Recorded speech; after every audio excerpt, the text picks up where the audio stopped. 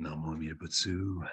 Good morning, good afternoon, good evening, wherever you are, whenever you are, whichever realms of existence you are, whatever mind states you're in, whatever conditions you're in.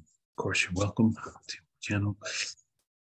I want to continue my readings here of the Pure Land hymns on the last. The Pure Land hymns on the right, Semblance, Last Dharma-Ages by Gutoku Zenshin, which is, of course, Shinran. But, and we left off, when I'm speaking kind of in low tones this morning because I'm recording this at very early time of the day, so I don't want to wake my wife. I don't want to disturb her if I can.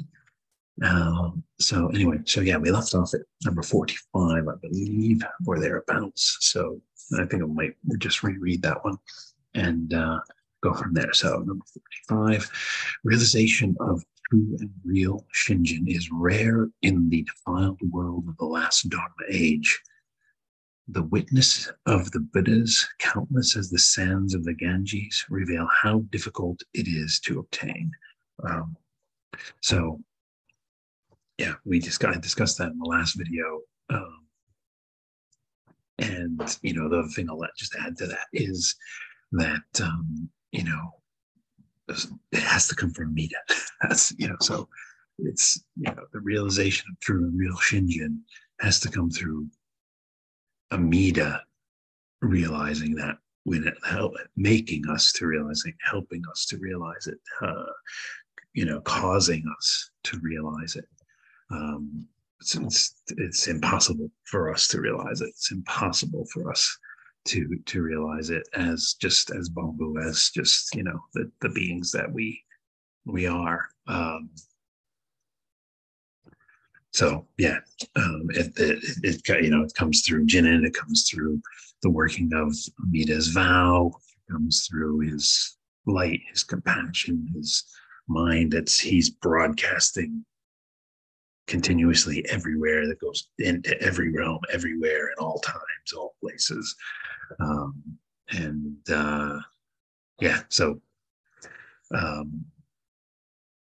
It is rare to be born in a human birth, where it's optimal to be able to encounter the Buddha Dharma and the teachings of the Pure Land Dharma masters, Jodo Shinshu, and be able to say Nambutsu and all that as a human. It's being born as a human is rare. It's a precious birth. So it's good to take the opportunity because you don't know when it's going to come again. If I've encountered the Buddha Dharma, encountered the Amida Buddha and the Jodo Shinshu teaching, I should immerse myself in it and say Nambutsu and listen deeply, find a good teacher, do Dharma dialogue, engage in Dharma dialogue, speak up, ask all my questions, reveal all my doubts, disclose all my doubts and discuss them. I'll get all the barriers on the table, get everything on the table, and listen deeply, etc. Number 46. If we had not encountered Amida's directing of virtue for going forth and returning, our transmigration in birth and death would have no end. What could we do then, sinking in this sea of pain? Love that line. So the note there is the two aspects of Amida's, the two aspects of Amida's directing the virtue, which is, for going forth to the Pure Land and for the returning after we return from, to return to samsara to save other beings as a Buddha. Once we immediately become a Buddha through Amida Buddha's power, through his vow. When we immediately upon birth in Pure Land Buddha, we come back as Buddha Bodhisattva, and come back to samsara in countless forms to save other beings. So that's Amida's directing the virtue is for both us to get to Pure Land and to come back. So, and have, then have the Buddha power to come back as well. So, right. So we trust ourselves to the inconceivable Buddha wisdom. We dwell in the stage of the truly settled. When we entrust ourselves to the inconceivable Buddha wisdom, we dwell in the stage of the truly settled. Those who are born transformed in Pure Land are of superior wisdom, and they realize the supreme enlightenment. Read that again. It's just great. When we entrust ourselves to the inconceivable Buddha wisdom, we dwell in the stage of the truly settled. Those who are born transformed in the Pure Land are of superior wisdom, and they realize the supreme enlightenment. Entrusting ourselves to the inconceivable Buddha wisdom is taught to be the cause of birth in the fulfilled land. Realization of Shinjin, which is the true cause, is among all difficulties even more difficult. So again, that difficulty of all difficulties, the greatest difficulty of all difficulties, as Shinran refers to. So entrusting ourselves to the inconceivable Buddha wisdom is taught to be the cause of birth in the fulfilled land. Realization of Shinjin, which is the true cause, is among all difficulties even more difficult. Casting off the pain of birth and death since the beginningless past, we are certain to attain supreme nirvana. This is through Amida's directing of virtue for going forth and returning. Our gratitude for the Buddha's benevolence is truly hard to fulfill. Those born in the fulfilled land, practitioners of Shinjin, are few. Those born in the transformed lands, practitioners of self-power, are many. Since enlightenment cannot be attained through self-power, we have been transmigrating for innumerable kalpas. The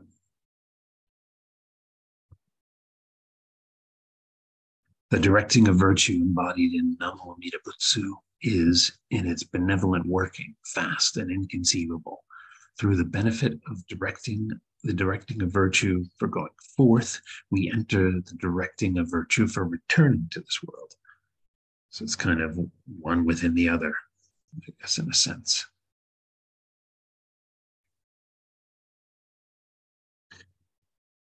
As I said, because it's kind of like the stage when Shinjin is settled, Shinjin is realized through Amida Buddha's power. We attain the stage of non-retrogression, or Amida attains within us the stage of non-retrogression, or something like that. But anyway, so it's kind of like born man walking. Used that phrase before, like dead man walking. Only it's born man walking for us, to be born in.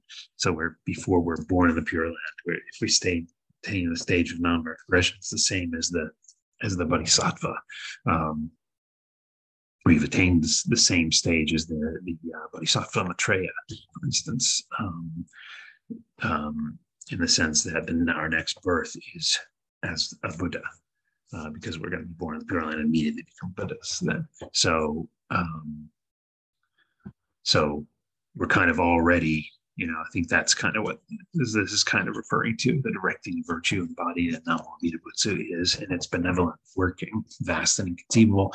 Through the benefit of the directing virtue for going forth, we enter the directing of the virtue for entering into this world, for returning to this world. Okay, through great love, which is Amida's directing virtue for our going forth, we attain great compassion, which is Amida's directing the virtue for our return. If not for the Buddha's directing the virtue, how could we realize enlightenment in the Pure Land? Amida, Avalokitesvara, and Mahastamaprapta ride on the ship the Great Vow. Going out on the ocean of birth and death, they call to beings and bring them aboard. Those who deeply entrust themselves to Amina's vow of great compassion should all say Namo Amida Butsu constantly, whether they are waking or sleeping. Namo Amida Butsu, Namo Amida Butsu, Namo Amida Butsu, Namanda Butsu, Namanda Butsu, Namanda Butsu.